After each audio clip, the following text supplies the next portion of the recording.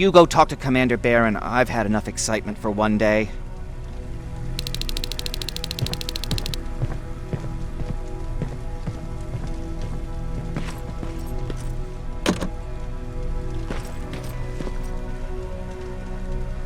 Hey, are you alright? We just got the news about the attack. They're getting closer, aren't they? Hey, glad to see you alive. And thanks for sticking your neck out for us. I wanted to tell you that, you know, just in case.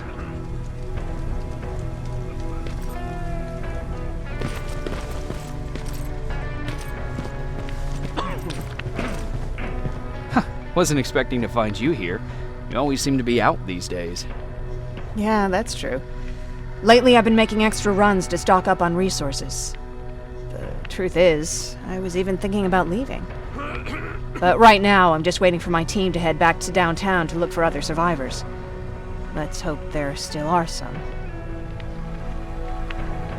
Is there something on your mind? Actually, I have a secret to tell you.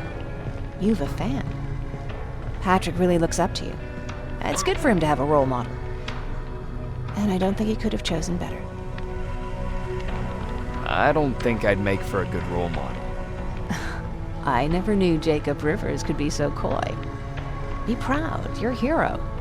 The Resistance owes you a lot. And so do I. If you hadn't found us back in Pasadena, I don't know what would have happened. Well, actually I do. Exactly what the others said would happen. People were talking about the Annihilation Line months before it came. My father, of course, tried to turn it all into a joke. Knowing your father, it couldn't have been a good joke. No, it really wasn't. But I wanted to believe him. I think we all did. He tried very hard to keep everyone from worrying. Maybe a little too hard. You could feel the mood change at the house. The community my father tried to build started falling apart. Fewer and fewer people were coming by, and if they did, they weren't always friendly. We started to notice things going missing. Little things at first. People got nervous, and with time, it even got to my father. Did it ever get to you? Of course it did. For the first time in my life, there were only the three of us at the house. After a while, my father changed the sign from welcome to beware. He put a lock on the door and started carrying a shotgun. I didn't even know he owned a gun. He always said he didn't believe in them. I wanted us to leave our house and run, but he didn't want to listen. Said it was the only place he could keep us safe. Thanks for letting me spill my guts like that. I see that Patrick's doing better. He is. He's a fighter. Certainly has more courage than I do. Why did you want to leave? In the face of what's going on now, it will sound stupid, but it just got to be a bit much, you know? With Patrick hurt, I started to wonder if I'm even doing him any good by sticking around. I've been trying to protect him all this time, but I couldn't. I've proven that much already. First in Pasadena, then at our hideout.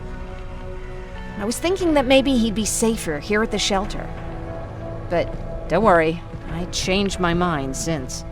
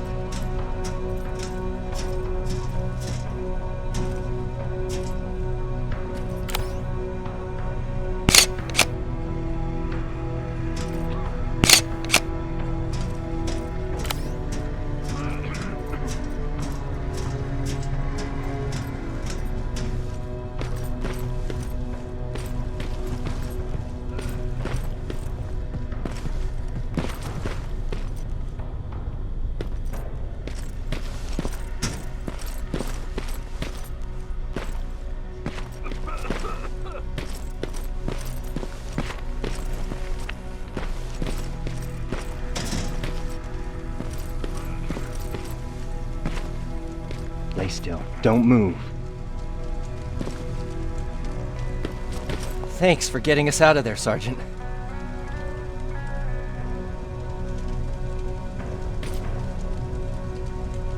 What's up? I know you're busy, but I found something. Something I think you'll like. A tape from back in the day. I want to play it for you, but my boombox is busted, so if you're out there and find one that works, bring it to me, okay? Can't you ask Jennifer or one of the other scavengers for help? I already did, but they couldn't find anything. Just think about it, okay?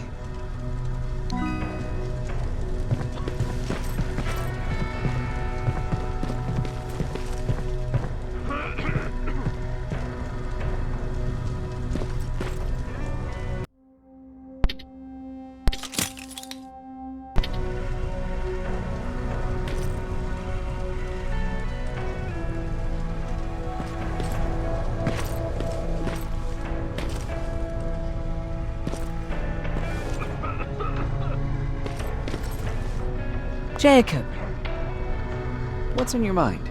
ever since you asked me about Peter, I can't stop thinking about him. Like a teenage girl. That's your fault, young man. Are you thinking about anything in particular? About the day we first met. It was long before Judgment Day. I was getting coffee on my way to school. I noticed him because he was buying tea in a coffee shop. I don't know why, but that made me smile. Maybe it's stupid. Maybe I should stop thinking about him. He's probably dead by now. God knows he can't take care of himself. Do you want to find him? Sometimes I think I should drop everything and go. I would get an earful from Baron, but she's nothing I can't handle. Anyway, what I didn't tell you before is that during Judgment Day, I lost a child. Our child. I don't know if it would have happened anyway, but I like to blame the machines for that. I think that Peter felt with Taylor we were given a second chance. God, he's still out there waiting for me, isn't he? Probably sitting in his rocking chair back in our house in Hollywood Hills. Oh, where the hell are you, Peter? How are the wounded doing? The few that came back, they're doing fine. We patched them up, and at this point we're just sitting and waiting.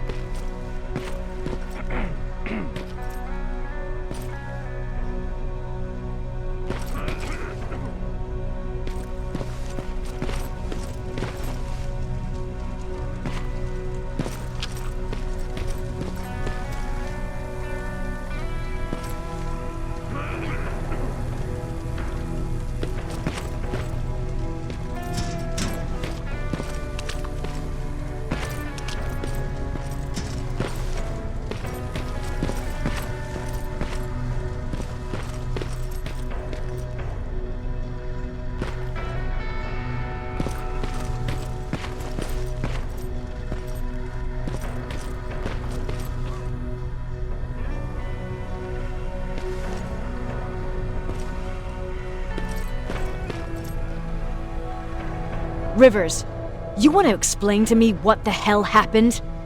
We lost downtown. I know that much. But how's that possible?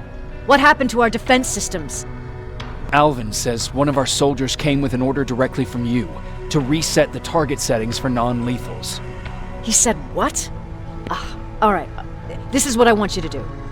Find whoever is responsible for sending that order.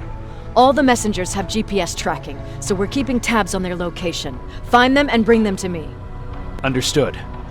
And Rivers, despite what I might say about our resident egghead, I truly have a hard time believing that my men are incompetent. So expect the unexpected. And you know what I mean by that. Do you think the infiltrator's back? We won't be sure until you find those messengers and confirm my suspicion. Now that you mention it, What? one of our soldiers said that it looked as if one of our guys led Skynet's attack. That only supports my case. As soon as you know what's going on, radio me. Who's Perry? You mentioned him before. The best soldier I ever fought beside. He was the one who brought me into the Resistance. It's actually a funny story. Years ago, when I was just a kid, I saw a Skynet drone attacking some guy. Without thinking, I grabbed a rock and jumped on it. The guy was screaming the whole time while I beat the metal to the ground. Only when I was done did I realize he was trying to stop me. You killed a drone with a rock? I was young and stupid. Thank God the drone wasn't really armed, otherwise I wouldn't be here to tell you the story. He was a Resistance scientist, and that drone was one of his projects.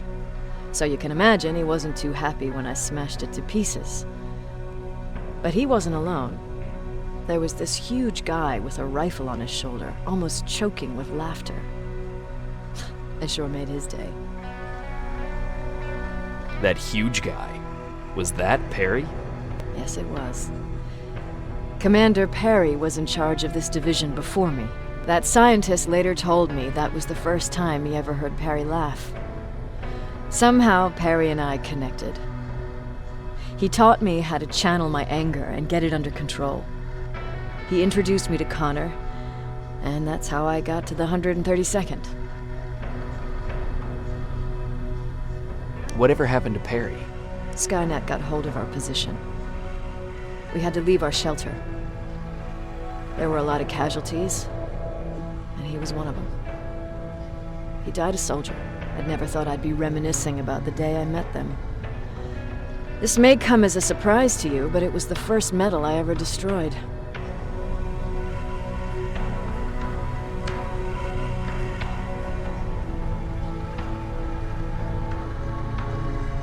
I'm not surprised. You were still just a kid. That doesn't mean I didn't have a kill count back then. It just consisted of people. But that's a different story. You want me to break radio silence? They have a head start on us. At this point, we can't afford to lose any time.